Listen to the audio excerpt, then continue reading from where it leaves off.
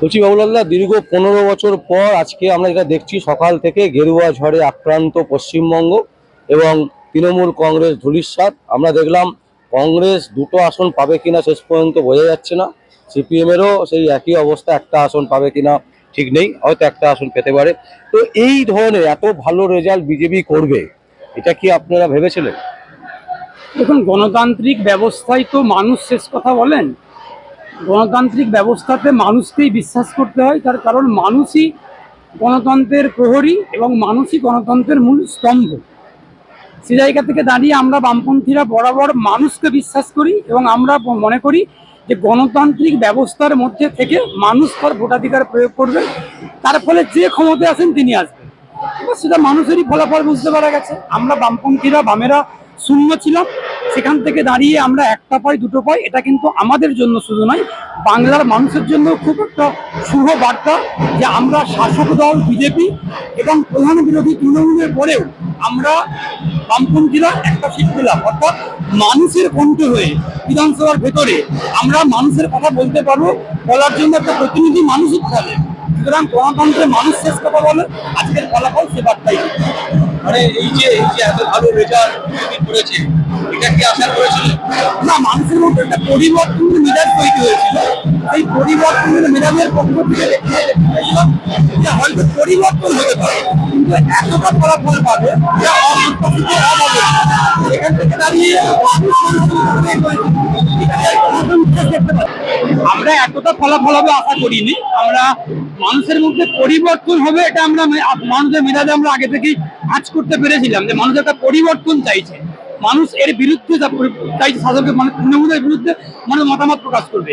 সেখান থেকে দাঁড়িয়ে মানুষ মনে করেছেন যে তৃণমূলের বিকল্প হয়তো বিজেপি। এবার আগামী দিন দেখা যাক বিজেপি কতটা মানুষের সুশাসন ফিরিয়ে দিতে পারে এবং তৃণমূলের বিকল্প হিসেবে আদৌ বিজেপি কতটা ফলপ্রসূ কাজ করতে পারে, সেটা আমাদের দেখার বিষয়। বাংলার মানুষও দেখবেন, আমরা অন্যান্য বিরোধী দলগুলো। বলছি, আজকে সকালবেলাতে হঠাৎ করে মমতা ব্যানার্জি একটা ভিডিও বার্তা দিয়েছিলেন, যেখানে বলছেন যে বিজেপি যে কোনো মুহূর্তে চেঞ্জ করে দিতে পারে, আপনারা কেউ বুথ থেকে বেরোবেন না। হ্যাঁ, বিজেপি 100টা জায়গাতে এরকম বুথ দখল করে আছে। যে কোনো রাজনৈতিক দল একদম শেষ মুহূর্তে দাঁড়িয়ে কাউন্টিং যে প্লেস রয়েছে, যেটা ভেন্যু রয়েছে, তারা চেষ্টা করবেন তারা তাদের মতো করে রক্ষা করা। বিজেপির মতো চেষ্টা করবেন, তৃণমূলের মতো চেষ্টা করবেন, সিপিএম এর মতো করবেন। সুতরাং প্রত্যেকটা রাজনৈতিক দলের যারা শীর্ষ নেতৃত্ব, তাদের দায়িত্ব হচ্ছে তাদের কর্মীদের মনোবলটাকে চাঙ্গা করে রাখা।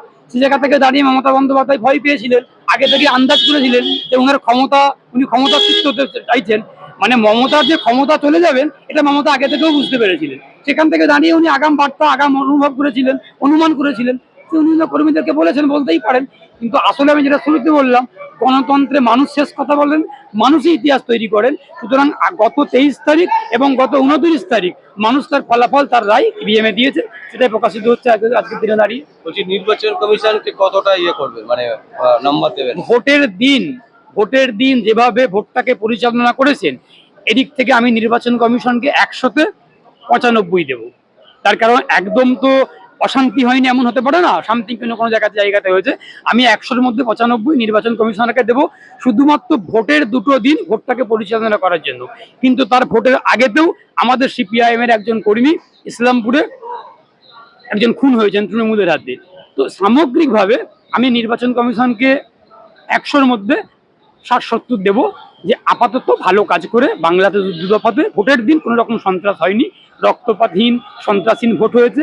আমরা আশা করব আগামী যে সমস্ত নির্বাচন পশ্চিমবঙ্গের মাটিতে অনুষ্ঠিত হবে, সেটা পৌরসভা নির্বাচন হোক, পঞ্চায়েত নির্বাচন হোক, আগামীর বিধানসভা নির্বাচন, আগামী লোকসভা নির্বাচন, প্রত্যেকটা নির্বাচনে মানুষ স্বাধীনভাবে, শান্তিতে, নিরপেক্ষভাবে ভোটাধিকার প্রয়োগ করতে পারবেন এবং নির্বাচন কমিশন তার দায়িত্ব নিরপেক্ষভাবে পালন করবেন।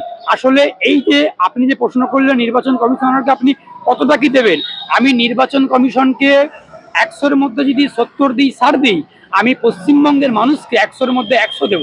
তার কারণ শান্তি বজায় রেখে, সম্প্রীতি বজায় রেখে, ভ্রাতৃত্ব বজায় রেখে, শৃঙ্খলা বজায় রেখে পশ্চিমবঙ্গের মানুষ রক্তপাতহীন, সন্ত্রাসহীন, অশান্তিহীন ভোটে মানুষ ভোটাধিকার প্রয়োগ করেছে। সেই জন্য পশ্চিমবঙ্গের মানুষকে আমি 100-এর মধ্যে 100 দেবো।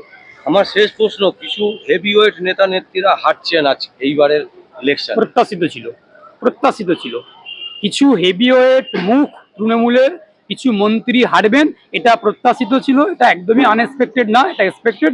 আমরা যারা প্রথম শ্রেণীর নাগরিক বলে আমরা বিশ্বাস করি, আমরা যারা সমাজের শুভ বুদ্ধি সম্পন্ন নাগরিক হিসেবে মনে করি, সুশীল সমাজ, শিক্ষিত সমাজ, আমরা আগে থেকেই অনুমান করেছিলাম, আজ করেছিলাম মানুষের মেজাজ, মানুষের স্বতঃস্ফূর্ততা থেকে, যে এই হেভি ওয়েট মুখগুলো, তাদের হেভি ওয়েট, তারা হাঁটতে চলেছেন। এটা আজকের দিনে পরিষ্কার আমার হয়ে গেল। শেষ প্রশ্ন, তৃণমূল কংগ্রেসের একজন মুখপাত্র, যিনি 3.5 বছরের জেল কাটা আসামি কুণাল ঘোষ, তিনি আজকে জিতছেন, কি না, বলবেন? আমরা বামপন্থীরাও বলেছিলাম জেল খাটা কুণাল, বিজেপিও বলেছিলেন, সুতরাং তার তো জেল খাটাটা আর মিথ্যা প্রমাণিত হয়ে যাবে না, উনি তো অবশ্যই জেলটা খেটেছেন। কিন্তু জেল খাটার পরেও মানুষ তো তাকে নির্বাচিত করছে। আমি কুণাল ঘোষের বিরুদ্ধে রাজনীতিগতভাবে বা রাজনৈতিকভাবে, নীতিগত আদর্শগতভাবে অবশ্যই বিরুদ্ধে আছি, বিরুদ্ধে থাকবো বামপন্থী হিসাবে। কিন্তু মানুষ যখন তাকে নির্বাচিত করছেন তার গণতান্ত্রিক অধিকারের মধ্যে দিয়ে, তাহলে মানুষের রায়টাকে মাথা পেতে নিতে হবে। মানুষের রায়টাকে আমি কখনোই অস্বীকার করতে পারি না, বা আমরা পারবো না, করবও না, করিনি আর করবও না।